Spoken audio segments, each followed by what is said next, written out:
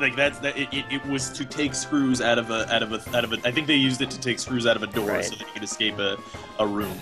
And then eventually he's waving at children in gas masks to do something to them. Like, Yeah, it has properties I'll never understand.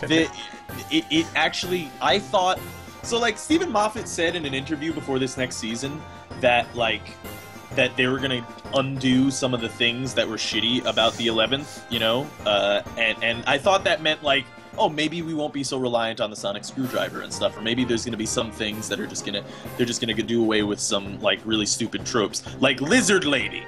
First episode, Lizard Lady appears. Oh, fucking great! So that's not one of them. And then, in one of the more recent episodes, he literally uses the sonic screwdriver to blow up a thing. A thing explodes. Now, this thing, by the way, Did he short-circuit it? No. It's not a flammable Like GoldenEye thing. style? It wasn't gas. There was no gas on it. It wasn't flammable, and it was made of fucking. It was an archery target. Is all I'll say. What? Yeah, it was an archery target. There's no mechanical parts to it. There's no moving parts to it. It's an archery target. He makes it explode. Like a future archery target, or No, like a no, pile just of hay with a... He goes back in time to like the 1500s and he blows up an archery target with the sonic screwdriver. I don't even know why you would do that. That's so strange. Yeah, it makes sense in regards to the episode, but it's so fucking stupid that I was just like, Moffat, what are you doing? What are you? That's what are you really weird. Man? Like, come on, you're just giving so much shit to the sonic screwdriver. It doesn't do wood. What the fuck? I know. To be fair, the run screwdriver would get stronger as time went. Sure, the screwdriver shouldn't be used as such, but still a jump from screws to affecting metal and computers isn't a huge jump. Yeah, I guess so, Rudy, but still. I mean, the thing is, too, like, they don't show you everything that the Doctor ever does on camera. Yeah. You could easily believe that he spent 5 minutes blinking himself off to some other galaxy where he could improve the technology of the thing. I know I'm kind of making ridiculous, contortions now, but Yeah. they leave enough open that I never feel like I'm really all that bothered by most of the plot holes in that show. I'm not bothered by most of the plot holes. I don't like the sonic screwdriver. I think it has way too much power now. Like, I like that he has to, like, in the 11th hour, the first episode with Matt Smith, it's actually really cool because what they do is they take away all of the Doctor's things, right? Like, there's even a scene where he's like, all right, the world's gonna blow up in 30 minutes, I've got no sonic screwdriver, no clothes, no TARDIS, how am I gonna do this? And he figures out a way to save the world without the sonic screwdriver and stuff. Now, at the end of the day, it does end up being like a Deus Ex Machina type of thing, but still, it's better than him just pointing a sonic screwdriver and saying like, it's all fixed. I don't know. It wouldn't be fun to watch if that's all he did. What? If he just pointed a thing at a thing and said done, like, there's always frantic crap going on, and it's always testing him. Yeah. It's just too reliant on the screwdriver, in my opinion. I just don't like it. All this talking to Doctor Who makes me want to try and watch it after the stream. Please do, and it. let me know what you think about it, because it's now one of my favorite shows, and it was only because Rob told me to watch it. It's super good, and I will also say, if you start, well, firstly you should start, of course, at the reboot, the 2005 version. That's what I did, yeah. Yeah. And if you do, now this wasn't the case with Nick, which it was the case with pretty much everyone else. Yeah, he's going to tell you the first episode sucks. I liked it. That's fine. The first season even you may not be that into, but stick through it, and it gets like so much better. I mean, not to say that the first season's bad. I really like the first season. I really like the first Doctor and the reboot. but I can see how it could be hard for some people to get through because the show is really campy, but that's like on purpose. They set it up though to sort of take you on a tour of the content of the idea, though. Yes, totally. Yeah. So, like, seeing it from the very, very first episode, it seems like the right way to go for me, but... I think you should, yeah, I absolutely think you should, because the reboot has, like, an overarching storyline that, Has continuity. Yes, yeah, and it's important even into like they're still talking about shit that happened in the first episode of the reboot in like the most recent like special of Time of the Doctor. So like it's still important. It's very important to watch from the beginning. But I'm just saying, like, if you're like, oh, this is too campy, this is too corny, I'm just saying stick with it, because just try it for a while. Because, yeah. Yeah, no, the reboot is definitely more accessible to modern audiences. If you really like Doctor Who afterwards, you can go back and watch it. I did. I still haven't. It's really good. You should. Yeah. It's. I still haven't run out of new episodes to watch, so. Yeah, that's true. Yeah. Yeah, I haven't watched all of the old Doctor Who, because there's literally 50 years of content, so there's a lot of shit to watch. But I've watched a lot of it, and it's really good. It's harder to get into though, because it has a lot of, it's super low budget. The Doctor is still intact, and he's still actually a really cool character. He's different. A lot of the villains are different, and the makeup of the shows are very strange. So it's still hour-long episodes, but each episode is like a part of a larger story, in that like every episode is 1/4 of a total story. Yes! Did you win? Another level down. That's amazing. What a player. Oh, please go on.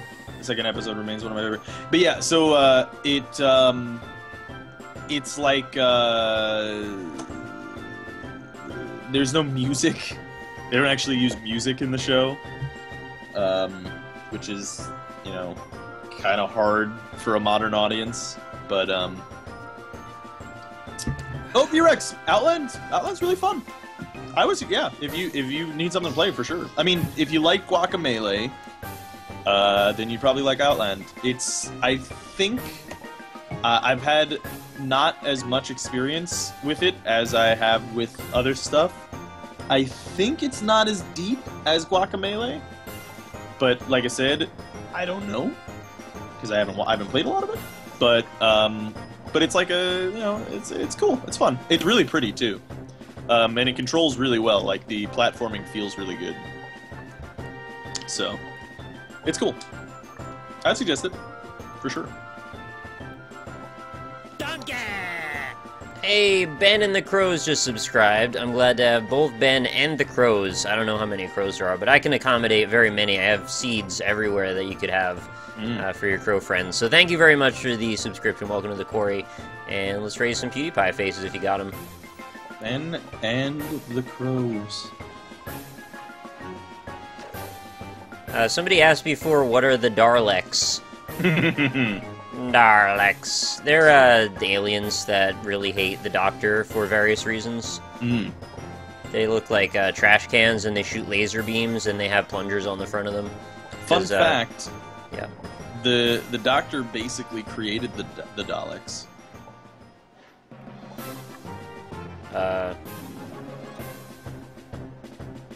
Like the way that the Dark molded Bruce Wayne?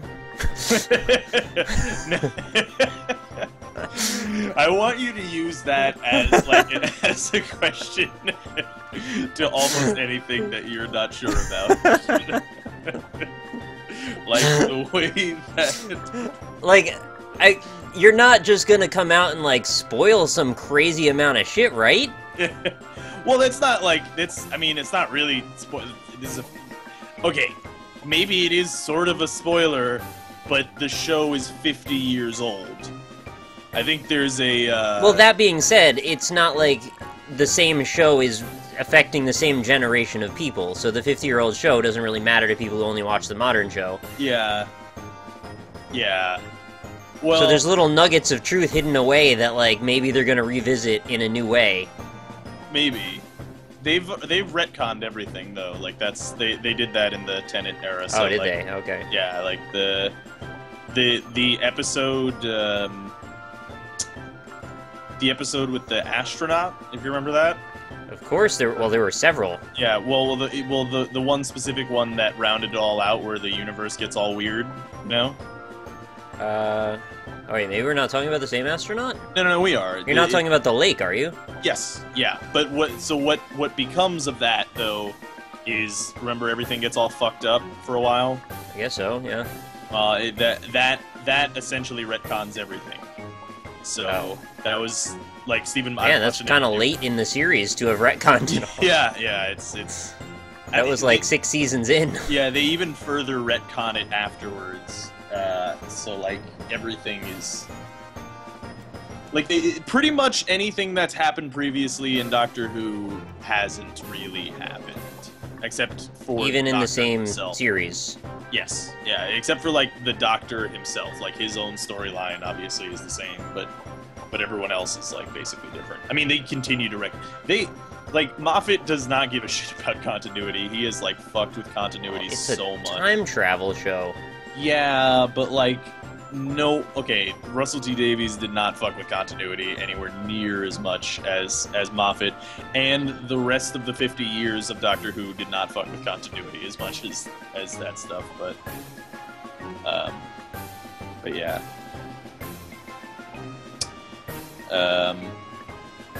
The only thing they didn't really work on much of was the Masters. Yeah, that's true. I hate those. You don't like the Master? No. Yeah. Those episodes are not my favorite. I really like the first one with the Master in the new series.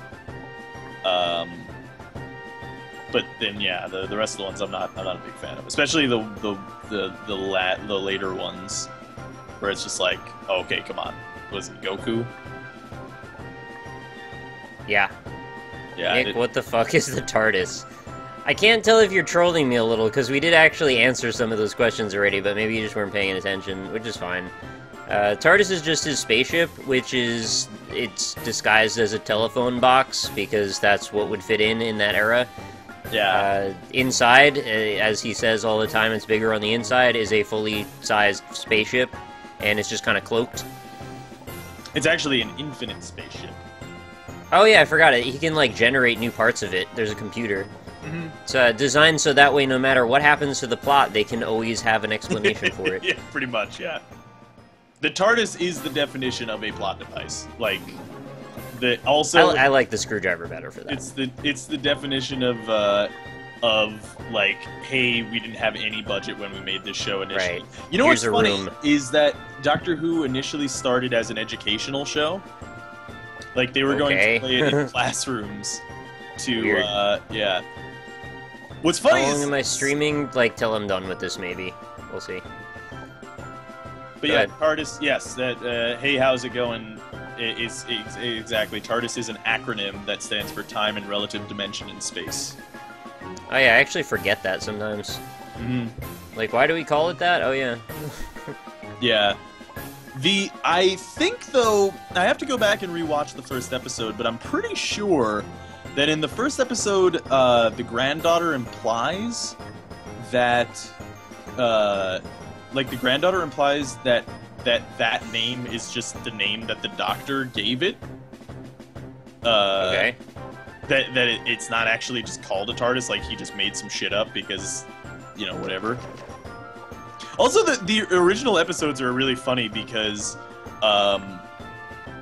not funny in a haha, this is hilarious kind of way. Funny ho-ho, not funny but ha. Funny because in the original episodes, he actually doesn't know how to pilot the TARDIS yet. Weird. In the original episodes, he doesn't know. But the TARDIS kind of pilots itself also. Yes, he eventually learns that for reasons that you can't talk about. Right, yeah, but yeah, he doesn't know actually how to pilot it at first, which is just kind of funny. So, like, the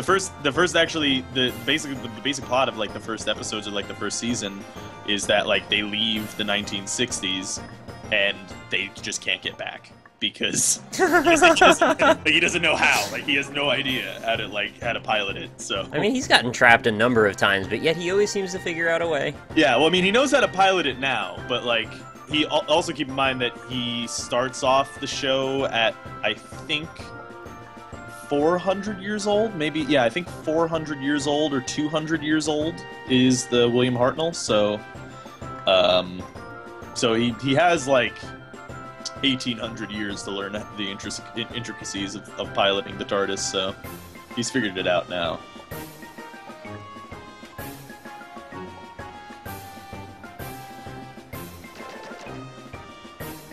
Yeah, Amy, I was trying to not say that, though, for people in the chat. Yeah. Yeah, well, that's the other thing, too, is that watching an interview... Actually, I was watching the interview with Stephen Moffat that NerdCube did. I don't know, did you ever watch that video, Nick? I didn't know that he did that. Yeah, I knew he was a fan, but I had no idea that he did that. That's wild. Yeah, NerdCube interviewed Stephen Moffat. That's awesome as hell. Yeah, I watched it, and I was like, what, really? That actually? So anyway... I watched it, and in that, Stephen Moffat actually says How the F do I do this? that the TARDIS isn't literally alive. Oh, come on. Yeah, but that's the thing. That's just like, that's so confusing, Moffat. So you're saying that the TARDIS isn't literally alive, but he kind of treats it as if it's alive. And then there's that Neil Gaiman episode where it's like, alright. Based on what I see, or what I've seen in the show, I kind of want to just say BS about that. Yeah. Well, and Moffat in that same interview also says, like, no one knows everything about everything that's ever happened in Doctor Who. Sure.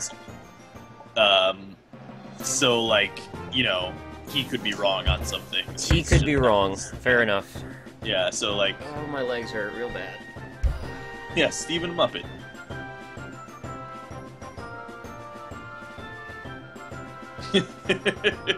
How the hell do I do that jump?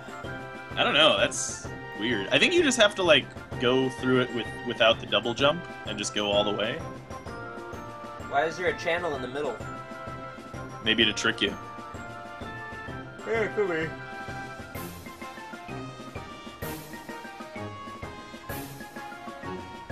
I will be right back. I'm going to get a glass of milk because I'm going to eat a Napoleon cake.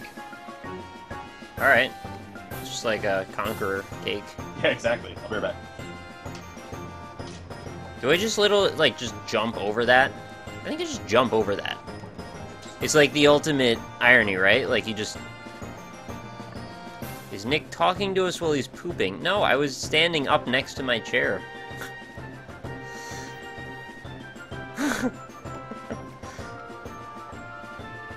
Press A to jump. I think that's all I do.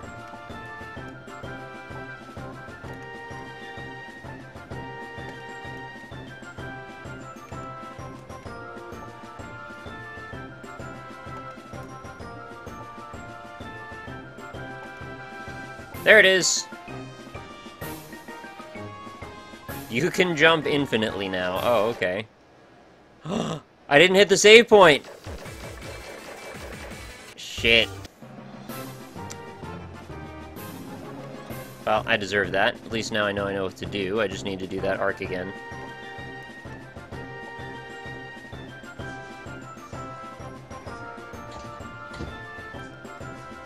See what you've started? I'm not pooping. Oh my god.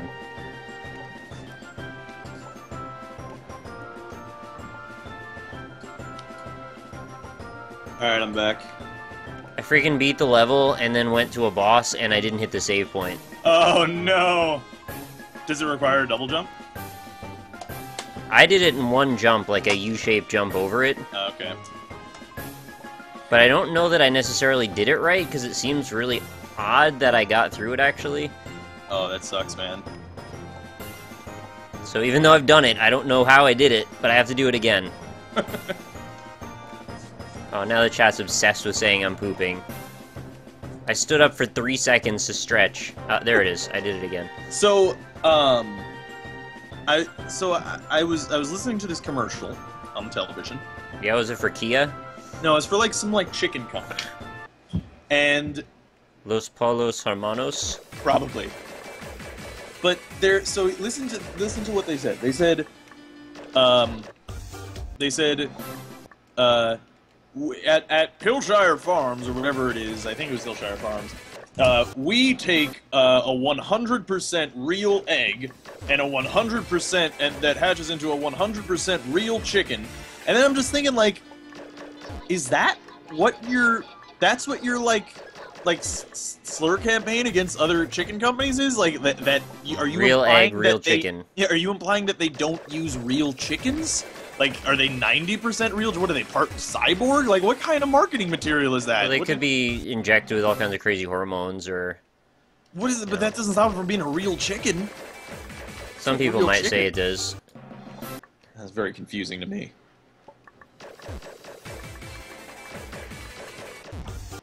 Well, you beat the level again, so that's good.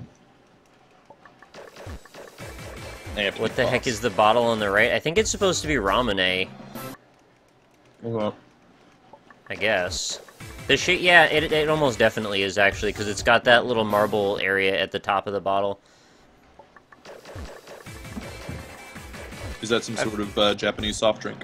Yeah, I've had Ramune before. It's pretty good, actually. It's just like a soda, but at the top there's a marble that seals it. So the big thing is, like, you get the top and you turn it backwards, and it's like a peg, and then you shoot, like, you push it really hard into the marble, and the marble jams down into the circular area, and it clinks around in there while you drink. Oh, you know what? I think I've seen that before. That's weird. Our competitors use a 79.5% real egg that turns into a 59.73, repeating, of course, real chicken. Like, what the fuck, man? It's such a weird commercial. I don't really like this whole infinite jumping thing. I can't, like, balance where I'm going at all.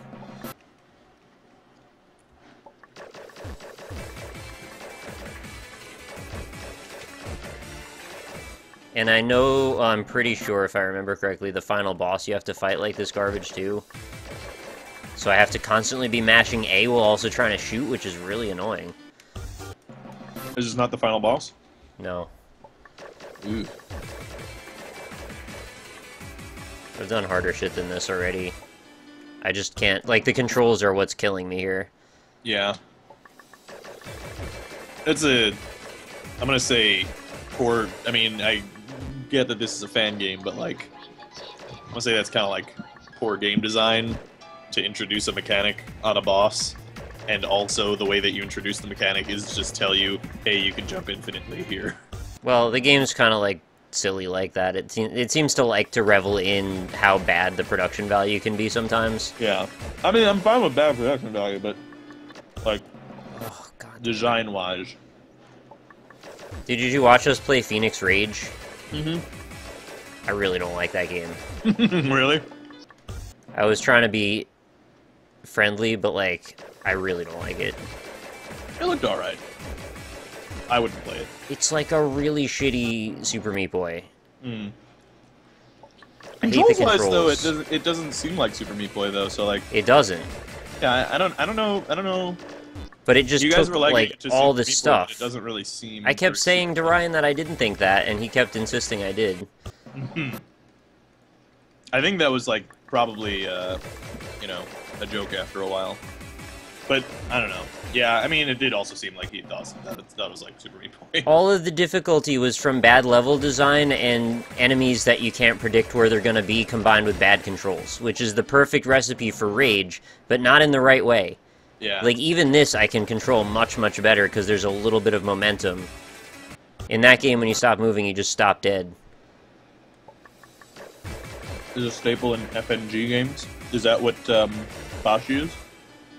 Fan game, I think that's all that means. Okay. This is, like, really hard, though. I can't really control this at all. I mean, I guess I'll have to get better. Get good scrub. Yeah.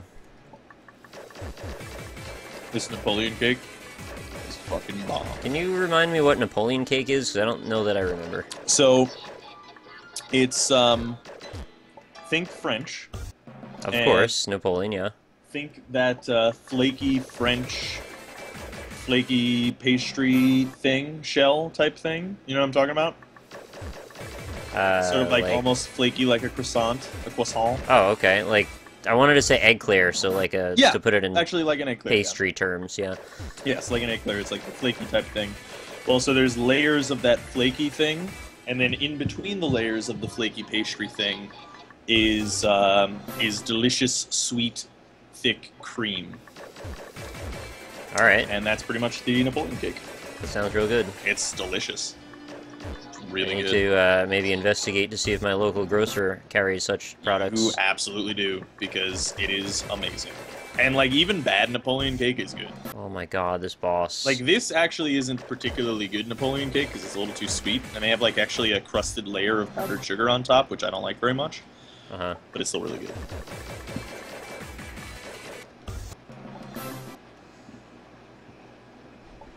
Now, all that said, I probably haven't had really good Napoleon cake. I've never been to France, so I don't know, but it's really good. You know, as much as I respect that a nationality can own an idea, I also feel like the individuals that live in that place make up that idea, so there's no actual reason why they're geocentrically linked to the physicality of one location. People who make a good cake can live in France, they can live in Germany, they can live in the United States. Who fucking cares? Doesn't matter. I mean, I'm sure they can. Like, in the same way, I'm sure you could have equivalent, or even better than average, pizza in some place that isn't New York. But on average... Just not Chicago. Yeah. It's not happening there. But on average, pizza quality is better in New York. At least the way that New York makes it. And the ingredients are usually different too, so that's another thing as well. But yeah, I don't know. I see that they have separate health bars. I was focusing on both at the same time because I thought there was something to minding the symmetry that was going on. Now I'm starting to not care anymore and just kind of shoot them a little bit. Oh, it's a layered cream cake. Salt Napoleon is able to be made with any type of filling. And separator. Well, I've only had it this way that I'm eating it right now, so perhaps this is the American version of it. But whenever I've seen a Napoleon cake, it's like this. But there's like vanilla cream in between this flaky crust.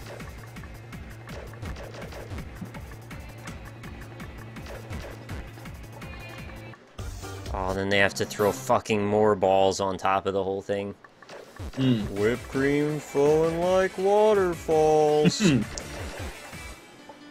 Yeah, Mag, I do want to go to Chicago and try Chicago deep dish pizza there, but to your point though, pizza is technically a pie. In fact, in New York, when you order a pizza, you're ordering a pizza pie. And if you say like, hey, I want a plain pie, they'll just give you a plain pizza pie.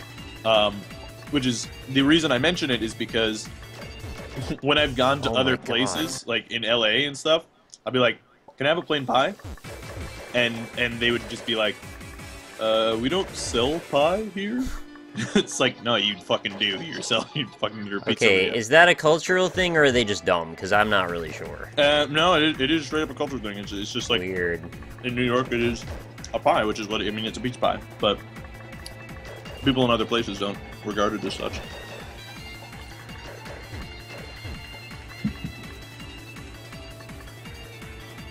Oh, this is making me dizzy. That does sound bomb, woody woody. Amazing pizza in Florida from a family business. God damn it. See, I personally, having eaten lots of Floridian pizza, I have never once found pizza that tasted anything more than just pure and utter ass in Florida. Wow. Like, it is awful there. But again, I don't doubt that there's at least one. I'm sure someone makes amazing pizza in Florida. But, maybe they came from New York, who knows? probably, yeah. You know, if all you have is ass pizza all around you, like, you're not gonna learn to make better from them.